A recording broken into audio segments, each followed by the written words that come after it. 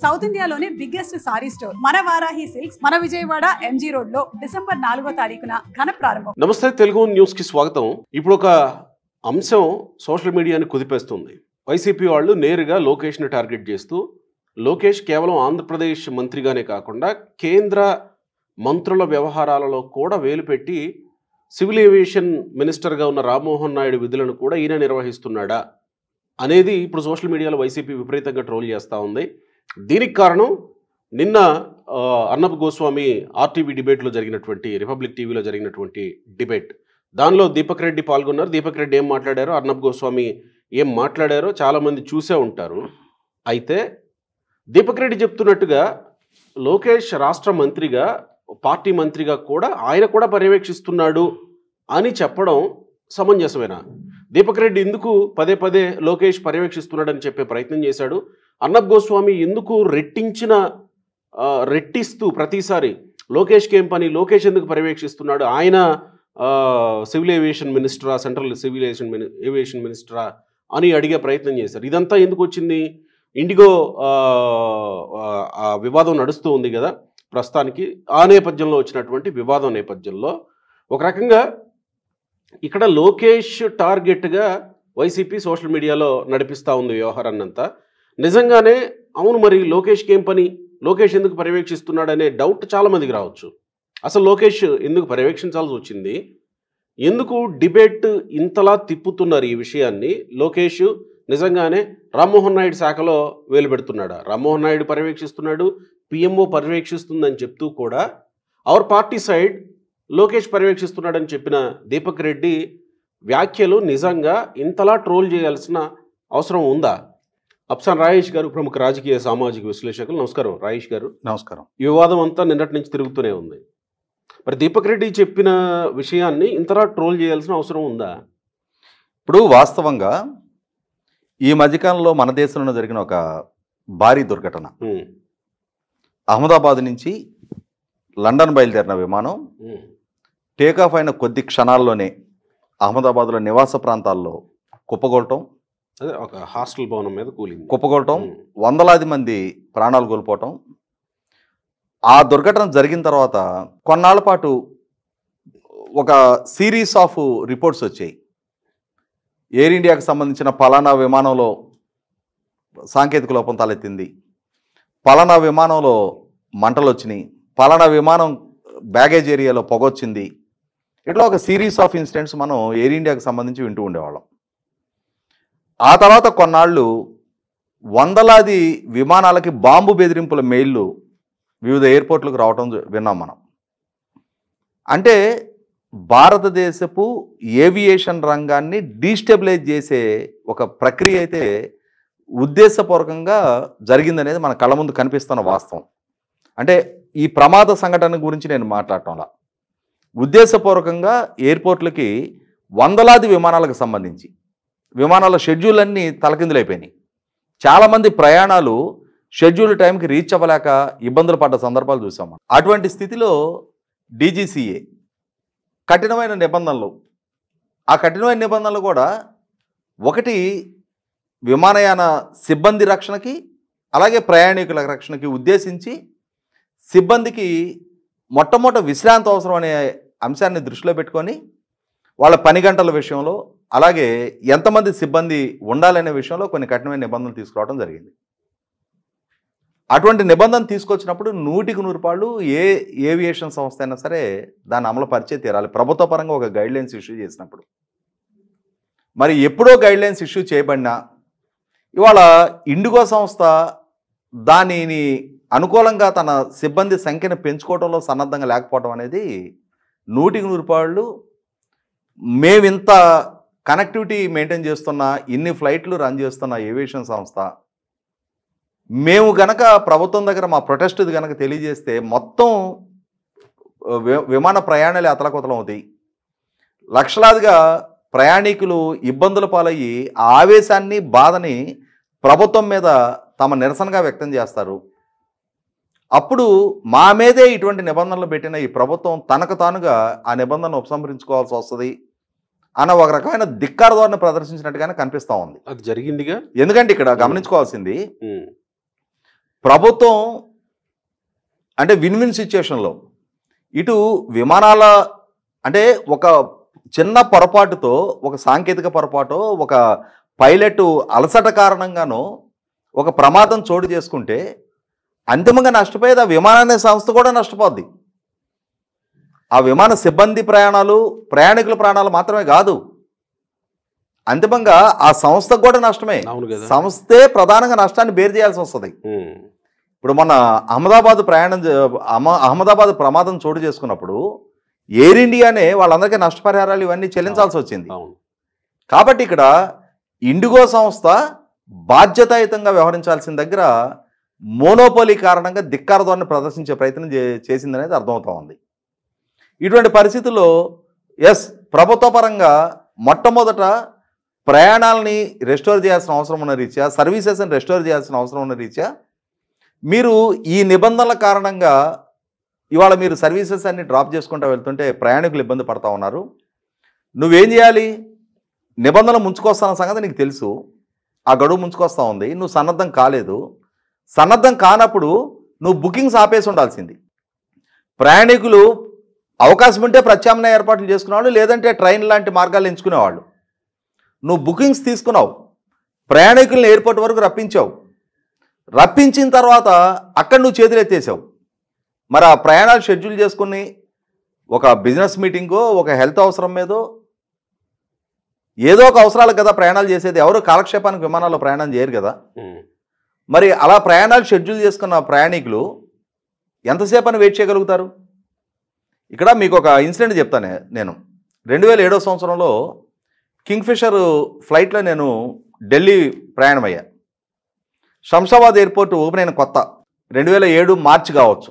Flight takeoff అయిన కొంచెం సేపటి తర్వాత అన్ఎక్స్పెక్టెడ్ సాంకేతికపరమైన ఇష్యూ కారణంగా మళ్ళీ ఫ్లైటు శంషాబాద్కి తీసుకెళ్తున్నాము, మీరు పేషెన్స్తో ఉండండి అని చెప్పని ఒక అనౌన్స్మెంట్ వచ్చింది. శంషాబాద్లో ల్యాండ్ అయింది. ఒక పక్కకి తీసుకెళ్ళిపోయి అక్కడ ఫైర్ సేఫ్టీ మెజర్మెంట్స్ అన్నీ కనిపిస్తున్నాయి మాకు. అందరినీ ఫ్లైట్ దింపేసి, అంటే యాక్చువల్గా 6 o'clock నేను హైదరాబాద్లో బోర్డ్ అయ్యాం. 6 o'clock టేకాఫ్ అయింది. 8:15కి ఢిల్లీలో ల్యాండ్ అవ్వాలి. నాకు 10 గంటలకు అక్కడ మీటింగ్ నేను టైం పెట్టుకొని ఉన్నా. 8 o'clockకి ఢిల్లీలో ల్యాండ్ అవుతామని చెప్పని వేరే వాళ్ళ అపాయింట్మెంట్ 10 o'clock షెడ్యూల్ అయ్యింది నాకు. మళ్ళీ వెనక్కి వచ్చి మళ్ళీ అందరికీ రీబోర్డింగ్ పాసులు, మళ్ళీ ఫ్రెష్ బోర్డింగ్ పాసులు ఇష్యూ చేసి వేరే ఫ్లైట్ అలొకేషన్ అయిన తర్వాత మళ్ళీ మిమ్మల్ని బోర్డింగ్కి పిలుస్తాము అని చెప్పానంటే 12:30కి మళ్ళీ వేరే ఫ్లైటు, అంటే ఉదయం 6 గంటలకి బయలుదేరిన వాళ్ళం. మళ్ళీ అంటే ఇప్పుడు నేనేదో కన్విన్స్ చేసి ఎక్స్క్యూజ్ చేసుకున్నా. ఏ జాబ్ ఇంటర్వ్యూస్కో, ఏ అంటే అకాడమిక్ అడ్మిషన్స్కో అట్లా వెళ్ళేవాళ్ళు వాళ్ళ ఆపర్చునిటీ అక్కడ లూజ్ అయిపోవటమే. వీళ్ళ కోసం వాళ్ళు ప్యానల్ వెయిట్ చేస్తా కూర్చోరు కదా. 12:30కి టేకాఫ్ అయ్యి 2:30కి ఇప్పుడు ల్యాండ్ అయ్యాం అక్కడ. ఇది ఎప్పుడో సెలెక్టివ్గా ఒక ఇన్సిడెంట్ కాబట్టి ఓకే, కానీ వందలాది ఫ్లైట్లు, వేలాది మంది, లక్షలాది మంది ప్రయాణికులకి ఇదే డిఫరెంట్ ఎయిర్పోర్ట్లో ఇదే విధమైన పరిస్థితులు ఎదురవుతూ ఉంటే మరి ప్రభుత్వ పరంగా చాలా కఠినంగానే వ్యవహరించాల్సి వస్తుంది. ప్రభుత్వం కూడా మొట్టమొదట ఇష్యూ నార్మల్సీకి తీసుకురావడం కోసం సరే మీరు మొట్టమొదట కొన్నాళ్ళు ముందు ఫ్లైట్లు అయితే బిగిన్ చేయండి, ప్రయాణికుల ఈ ఇబ్బంది నుంచి మొట్టమొదటి ఓవర్కమ్ అయితే వాళ్ళకి నార్మల్సీగా సర్వీసెస్ అందుబాటులోకి వస్తే తర్వాత ఈ పాలసీ గురించి వీళ్ళ మీద వీళ్ళు ఎందుకు నిర్లక్ష్య వైఖరి ప్రదర్శించారు అని చెప్పని ఇవాళ డీజీసీఏ ఉన్నతాధికారులతోటి 4 అధికారులతో ఒక విచారణ కమిటీ కూడా ప్రభుత్వం, అంటే వీళ్ళు కావాలని వాంటెడ్లీ ఈ విధంగా చేస్తున్నారని ప్రభుత్వం దాన్ని పసిగట్టింది. ప్రభుత్వం మీద ఒక అన్రెస్ట్ తీసుకొచ్చే ఉద్దేశంతో ప్రభుత్వం మాకు కండిషన్స్ నిర్దేశిస్తుందా అని చెప్పని ఒక రకమైన ఆధిపత్య ధోరణి ప్రభుత్వాన్ని ధిక్కరిస్తూ ఆ సంస్థ ప్రదర్శించింది అనేది ప్రభుత్వం రిలీజ్ అయింది. రేపు అంతిమంగా ప్రభుత్వం ఏం చర్యలు తీసుకుంటుంది అనేది తర్వాత సంగతి. అయితే ఈ అంశం మీద జరుగుతున్న చర్చల్లో తెలుగుదేశం ప్రతినిధిగా పాల్గొన్న జాతీయ అధికార ప్రతినిధి దీపక్ రెడ్డి గారు, ఆయన చర్చలో అసంబద్ధంగా నారా లోకేష్ ప్రస్తావన తీసుకొచ్చారు. అక్కడ నారా లోకేష్ ప్రస్తావన తీసుకురావాల్సిన నెసెసిటీ లేదు. కానీ ఇక్కడ ఒక అంశం గుర్తు చేసుకోవాల్సింది ఏంటి అంటే ఇవాళ ఆంధ్రప్రదేశ్ రాష్ట్రం కూడా దేశంలో అంతర్భాగమే. ఆంధ్రప్రదేశ్ నుంచి కూడా చాలామంది ప్రయాణికులు దేశంలో వివిధ ప్రాంతాలకి విదేశాలకి ప్రయాణాలు అవుతూ ఉంటారు. అలా అయ్యే క్రమంలో నిన్న ఒక ఇన్సిడెంట్ చోటు చేసుకుంది. ఆంధ్ర ప్రాంతానికి సంబంధించిన కొందరు శబరిమల యాత్రికులు ఉన్నారు. వాళ్ళు సహజంగా ఇప్పుడు ఏం చేశారంటే శబరిమల దర్శనాల కోసం టోకెన్స్ ఇష్యూ చేశారు. సో ఆ టోకెను ఎవరికైతే దక్కుతుందో ఆ సందర్భంలోనే ఆ సమయంలోనే వాళ్ళు దర్శనం చేసుకోవడానికి వీలవుతుంది. ఆంధ్ర ప్రాంతం నుంచి ఇరుముళ్ళు కట్టుకొని దర్శనానికి బయలుదేరిపోయారు. బయలుదేరిన తర్వాత లాస్ట్ మినిట్లో వాళ్ళ ఫ్లైట్ క్యాన్సిల్ అయింది. ఆ ఫ్లైట్ క్యాన్సిల్ అయిన నేపథ్యంలో వాళ్ళు చాలా ఆందోళన చెందుతూ ఉన్నారు. అక్కడ వాద ప్రతివాదనలు జరుగుతూ ఉన్నాయి. వీళ్ళ మొర ఆలకించే వాళ్ళు లేరు. అనుకోకుండా రాష్ట్ర మంత్రి పార్థసారథి గారు ఆయన కూడా ప్రయాణ రీత్యానో ఎందుకో ఎయిర్పోర్ట్ లోపలికి వచ్చారు.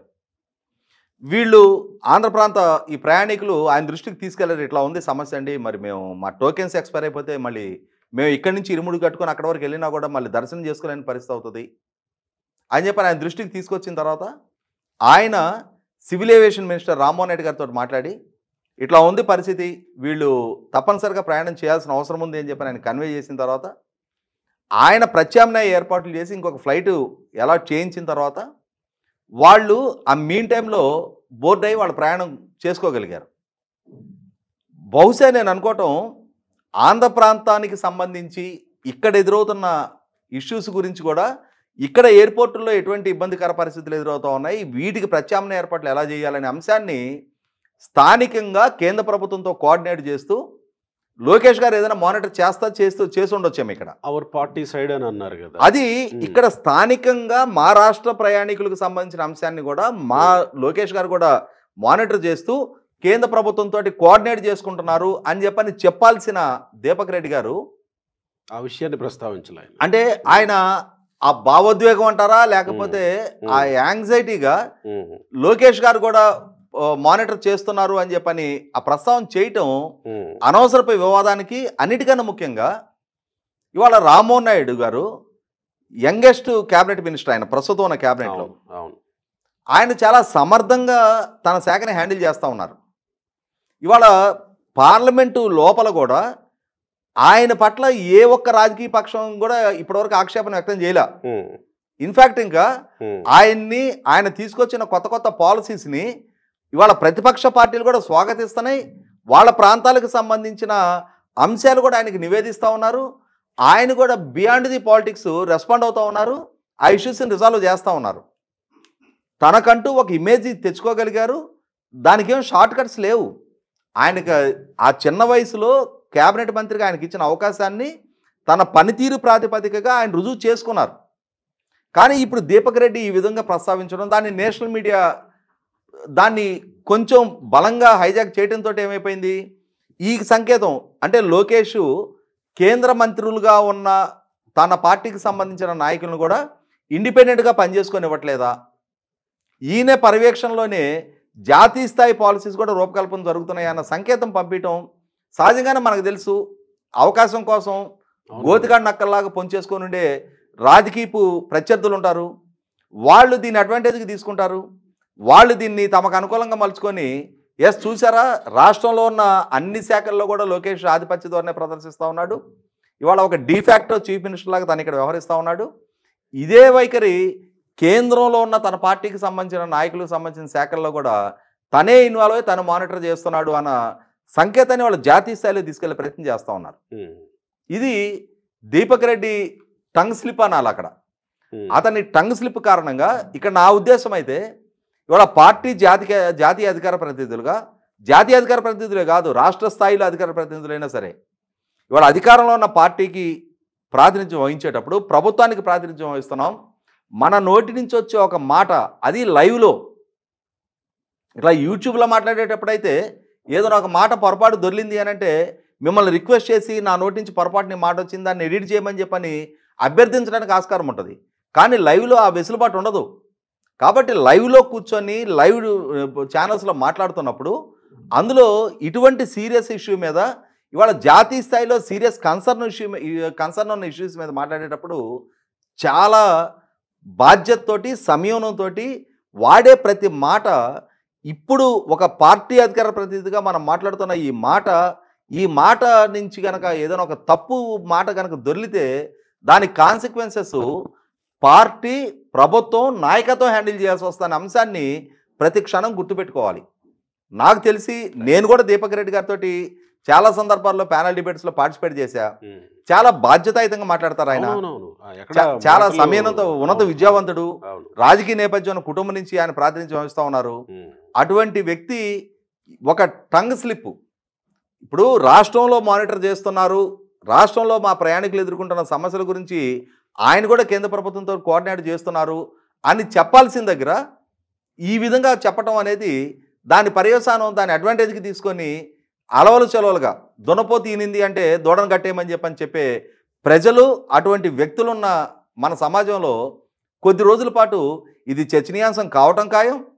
దానికి తెలుగుదేశం పార్టీ ముఖ్యంగా లోకేష్ తరపున మా నాయకుడు అలా ఆధిపత్య ధోరణి ప్రదర్శించడం లేదు, రామ్మోహన్ నాయుడు గారు ఇండిపెండెంట్గానే ఆయన శాఖను నిర్వహించుకుంటున్నారు అని చెప్పని సంజయ్ ఇవ్వాల్సిన పరిస్థితులు కూడా తలెత్తడం ఖాయం. అదేదో దీపక్ రెడ్డి ఇస్తే సరిపోద్దేమో, నేను మాట్లాడాలని అనుకున్నది ఈ విషయము అని. అంటే ఎటు తిరిగి ఆయనే పునశ్చరణ చేసుకుంటారు. ఇవాళ జరుగుతున్న వివాదము, జరుగుతున్న ప్రచారము, దాని మీద జరుగుతున్న వాద ప్రతివాదనలు ఇవన్నీ చూసిన తర్వాత డెఫినెట్గా ఆ రకమైన క్లారిఫికేషన్ ఆయన వైపు నుంచే వస్తుంది. రైట్ అండి, థ్యాంక్ యూ.